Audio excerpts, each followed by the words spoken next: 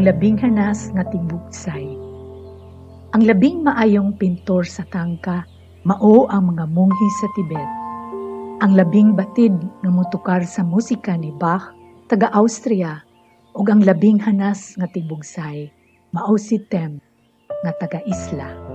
Mangingisda sa Tamarong ug Pandawan, ug niadtong isda nga molupad og tagsa ka kilometro ibabaw sa tubig.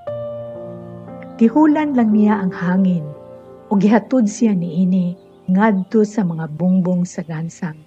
Diin nagpundo ang mga kinsan nga mobukas sa iyang pasol ug mangitlog diha sa iyang baling. Ang dila sa mga balod miyam-yam kaniya og mga sugilanon kabahin sa mga isla, pangpang ug tamis nga mga tabay sa kinatung-an sa dagat. Kausa gisulod niya ang lilo sa pusod sa Alimpulos. Ug wala damha, nilusot siya sa laing baybayon diin didto.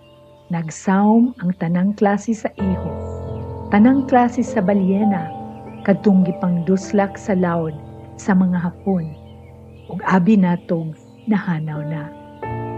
Didto gihimamat niya ang apuhan sa iyang apuhan, nga nagyaka sa balas, naghinis sa iyang bugsay, nga walay tingog-tingog, walay undang, hangtod nga nipis na kaayo kini, gaan na kaayo kini, mura og balhibo. Shhh! Ayaw og banha, balhibo sa mga pako, nga maoy nagpalutaw ning kalibutan.